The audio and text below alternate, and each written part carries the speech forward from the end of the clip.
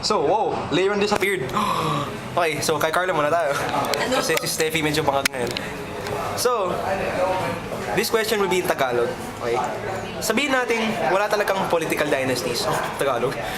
Masasabi bang maaagapan natin ang insidenteng nangyari sa Maguindanao? Well, I think the problem that happened was obviously because of warlordism.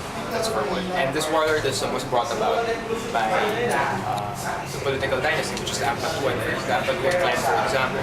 So in the Mindanao region, you would see that several Ampatuans are in key positions in government, whether appointed or elected.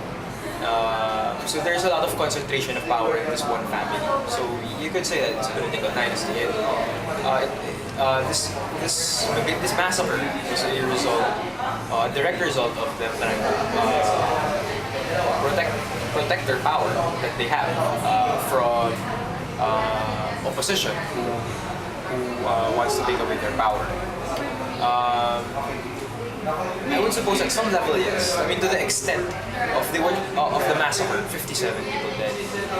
This was only possible because the Ampatuans were able to amass arms in such a way that the government allowed them to. Basically, that's why they were able to accumulate so much. Some of the arms were even from the military. So yes, you could, in theory, if you remove political dynasties and attach real democratic institutions, in theory you could reduce violence. However, that's only on a certain level, just because it's a different family every time. Let's say that there's no political dynasties. That's the question. Okay. There's no political dynasty.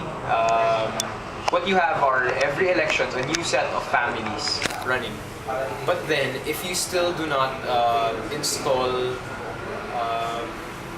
the right institutions and the right system to foster a peaceful election, an orderly election, a fair election, then there will still be violence, definitely.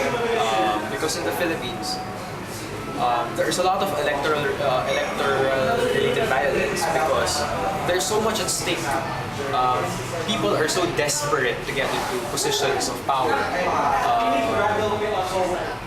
It really paints the picture. In the Philippines, wherein if you're not in a legal governmental position, you cannot foster change.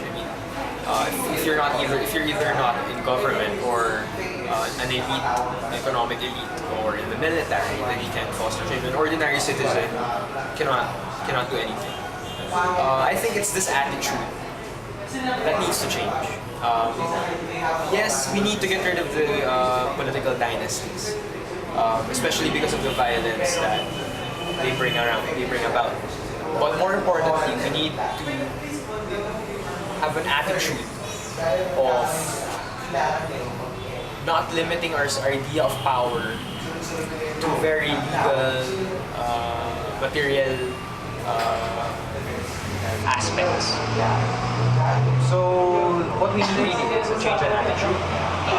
Yes, we need to stop the political dynasties that are going on, whether armed or through political clout. But more importantly, we need people to understand what we're doing, what a democracy is really, what we want to do as a community, as a Filipino people. What happens is that